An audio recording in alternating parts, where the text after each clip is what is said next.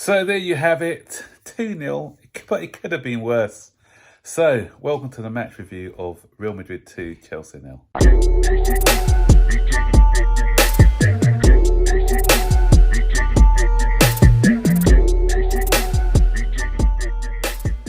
So guys, really disappointing game.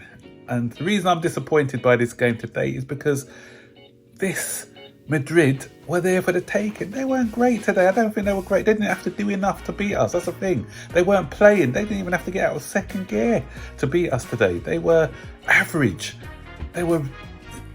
I don't. They can obviously they go away 2-0 winners, which the tie's still in the balance. But obviously they are the clear favourites. They have to be because Chelsea's won more than 2 goals, especially against a side like Madrid. I can't see it. But you never know. We score early at the bridge next week with the crowd on our side, and it's going to be a bit nervy for them. And they are, 13 points behind in the league this season, so they haven't been great this season. And today, as I said, we just made it too easy for them, and that's a disappointing thing. Both goals were avoidable. And Ben Chilwell, come on. I'd rather concede that second goal to go 2-0. At least we'll have 11 men still on the pitch. And you're not guaranteeing that Rodrigo is going to score. Okay, he looks favourite, but you just don't know. You just don't know. You know, you're going to get sent off down to 10 men, and you made it difficult. You let the side down, Ben, today. But the thing is, the goals that were conceded today were far too easy. Balls, we don't make it difficult. We don't make it difficult for teams when we play against them, and that's the disappointing thing. Ball over the top. Where were the defence? Comedy of errors. First of all, Reece James and Wesley Fofana were in no man's land, and Wesley Fofana allowed Vinicius Jr. to get the other side of him, poke the ball.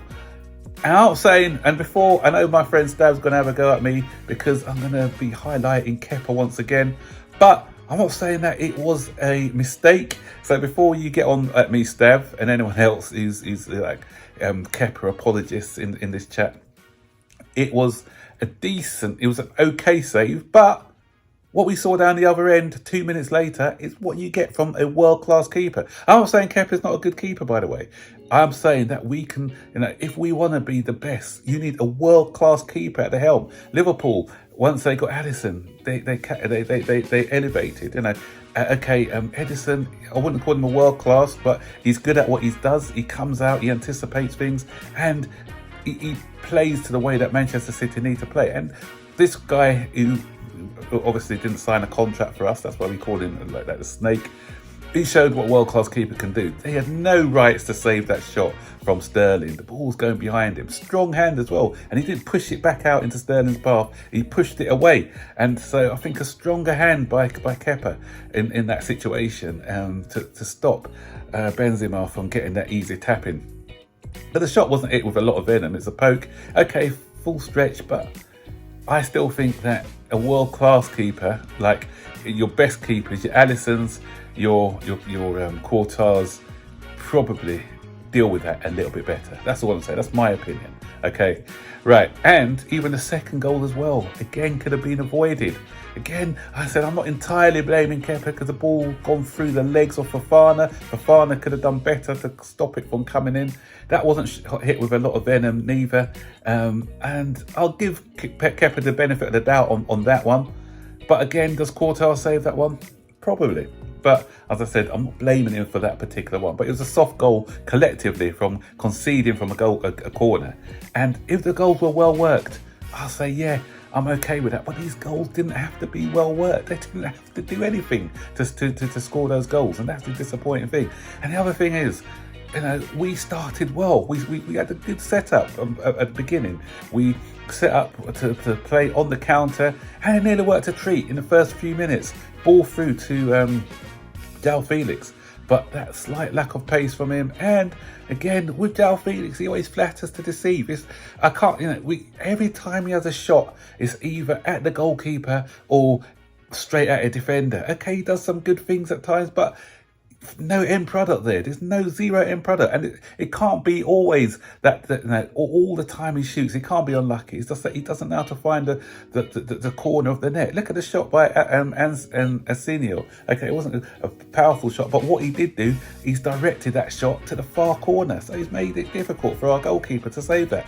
We need more from Dalfield. We've only seen it once, and that was against Everton the other day. But apart from that, he just shoots too direct, too straight. It's never trying to go to one corner or the other corner, and not a lot of venom in the shooting. And that is a fine moment. And if you look at the difference between the two teams today, they know how to manage the game well. They know how to win when they're not playing well. Also, they've got a winger who knows how to attack and beat a player. Our wingers don't do that. Sterling, what's he doing today? Embarrassing. Okay, apart from that shot he had, all he kept doing is falling to the ground, going down too easy. Doesn't take on his men. Every time their wingers, whether it be Rodrigo on one side or Vinicius Junior on the other side, they commit defenders. They make life difficult for them. They're direct, they're fast, they're pacey. And another thing, their pressing was so good today. They pressed with intensity. They pressed with purpose. Everyone knew what they were doing when they were pressing. With us, our pressing was non-existent, and the thing is, their defenders can play through the press. Our defenders didn't. Now we've got people like Silva and people like Rudiger, Fofana, meant to be good on the ball. We didn't play through their press. They kept beating us with their press, But when we tried to press, the way they easily bypassed our press, and that was the other difference. And somebody said today earlier that Chelsea got an advantage because of the wide, the two fullbacks are going to be the weakness of Real Madrid. But come on, we didn't. Yeah, okay. If we had their wingers, I'd have said yes, but we haven't got their wingers because we had Camavinga, a midfielder, playing in midfield, playing at left back. He played quite well, to be fair, and we had. Carvajal is not that great, but we didn't test him. We didn't test him at all on that side, so he had it easy on that side. And the other thing was they said physicality, but they bossed us physically. When you look at Madrid and Cruz, they're in their 30s, but they had more energy than our midfielders. Come on now, Enzo Fernandez, first half was one of the poorest games I saw him play. He got bullied off the ball, but second half he played better. He dictated the play a bit better in the second half. And for all those people who are having a go at the so-called English roadrunners, the Mason Mounts and Conor Gallagher, when they came on, sorry, there was an improvement. Even with 10 men, there was an improvement in our game, and we nearly scored. Unfortunate by Mason Mount, great block by Rudiger at the end. That could have been a lot better going in at 2-1 had it not been for that excellent block by Rudiger. So everyone who has a go at these road runners and whatever English heart, but at least they showed a lot of heart and determination, a lot more than some of the efforts that I saw out there today. But having said all that, 2-0 is the game. The tie is not over. It's improbable, but it's not over. And Todd Bowley, he said we're going to win 3-0. Was he talking about the Bernabeu or Stamford Bridge? I hope he's talking about Stamford Bridge, because if we do win 3-0, we're through to the next round. So we'll see. So stick your comments below and see. Just give me your thoughts about what you thought of today's game. And I'll see you guys on the next video. So take care. Goodbye.